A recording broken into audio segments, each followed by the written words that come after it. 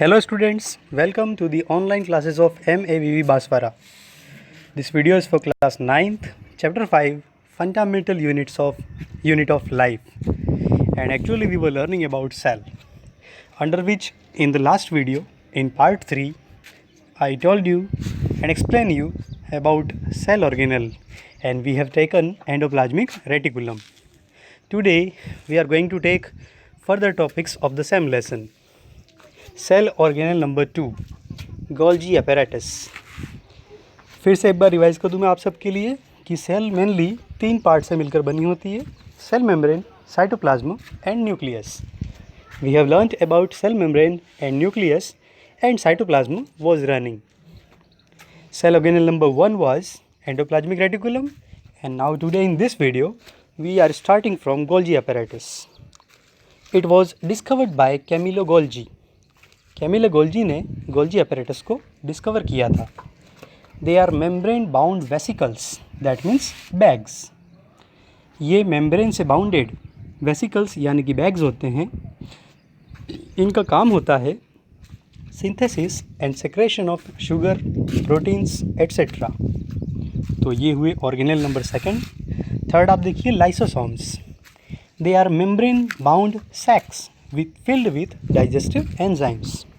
ये भी मेम्ब्रेन से सराउंडेड बैग लाइक स्ट्रक्चर होते हैं जिनमें डाइजेस्टिव एंजाइम भरे होते हैं। These enzymes break down sugar, fat, protein into simple molecules। ये digestive enzyme sugar, fat, protein इन सभी को सिंपल मॉलिक्यूल्स में कन्वर्ट करते हैं। अब एक इम्पॉर्टेंट क्वेश्चन बनता है एग्ज़ाम में जिसका आंसर पॉइंट नंबर 3 में है। If lysosome burst, these enzymes comes out and digest the cell organelles. Soon the cell will be digested. Therefore, lysosomes are called suicidal bags. Lysosome में जैसा हमने ऊपर अभी देखा कि डाइजेस्टिव एंजाइम भरे होते हैं। अगर ये लाइसोसोम बस्ट हो जाएं यानी कि फट जाएं तो एंजाइम्स लाइसोसोम से निकल करके साइटोप्लाज्म में आ जाते हैं और बाकी सेल ऑर्गेनल्स को डाइजेस्ट करना शुरू कर देते हैं, जिसकी वजह से धीरे धीरे पूरा साइटोप्लाज्म और न्यूक्लियस डाइजेस्ट हो जाता है और सेल फिनिश हो जाती है। देयरफॉर लाइसोसोम्स को हम क्या कहते हैं? Suicidal bags. ये इंपॉर्टेंट फैक्ट है, आप याद रखिएगा, फ्रिक्वेंटली यहाँ से क्वेश्चन पूछा जाता है। Cell organelle number 4 and the name is mitochondria. Mitochondria itself is a plural word. Its singular is mitochondrion. They are found only in eukaryotic cell. ये एक और डिफरेंस है प्रोकैरियोटिक और यूकैरियोटिक सेल में कि माइटोकॉन्ड्रिया सिर्फ यूकैरियोटिक सेल्स में ही present होते हैं। They generate energy required for various cellular activities and store it in the form of ATP, that is what? Adenosine triphosphate. Therefore mitochondria is known as powerhouse of the cell. ये भी fact है, अक्सर exam में पूछते हैं कि क्यों mitochondria को powerhouse of the cell कहा जाता है। तो इसका रीज़न क्या है कि माइटोकॉन्ड्रिया अलग अलग तरह की सेलुलर एक्टिविटीज़ के लिए एनर्जी को जनरेट करती है और स्टोर भी करती है। सेलुलर एक्टिविटी का मीनिंग होता है वो सभी एक्टिविटी जो सेल से रिलेटेड होती हैं, जैसे respiration, digestion, cell division etcetera.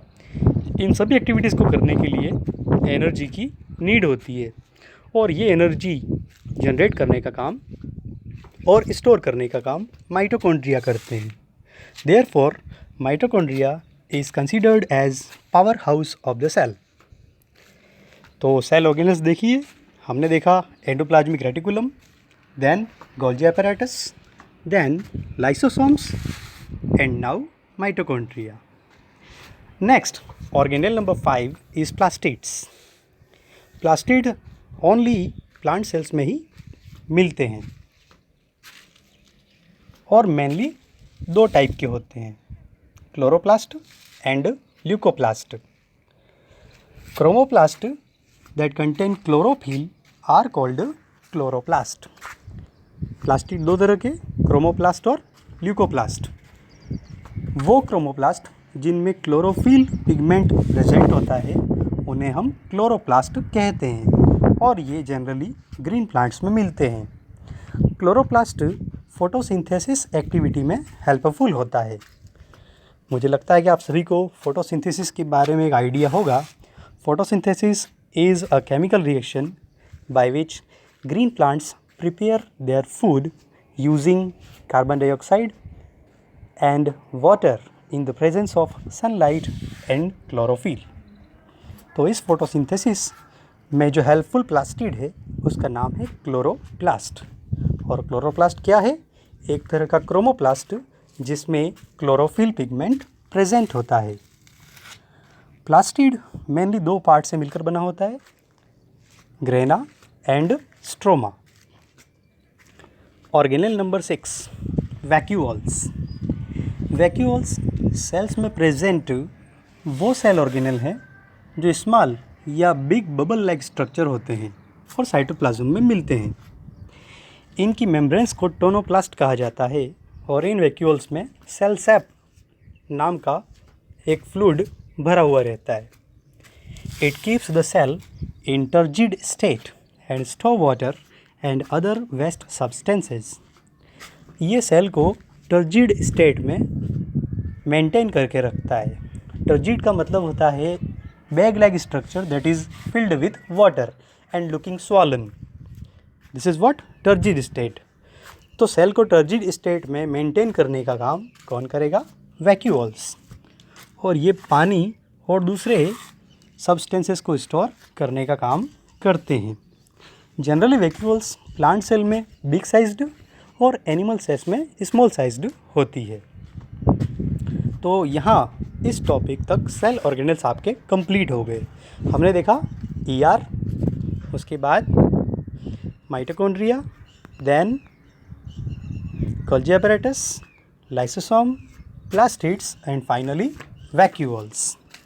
इस वीडियो में इतना ही। नेक्स्ट वीडियो में हम सेल डिवीज़न को पढ़ेंगे।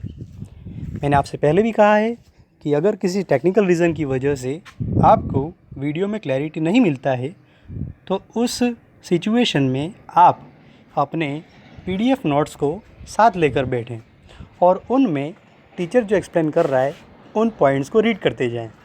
मुझे लगता है कि ये आपके लिए हेल्पफुल होगा। आप अपने होमवर्क को कंप्लीट करें, नोट्स को रिवाइज़ करें।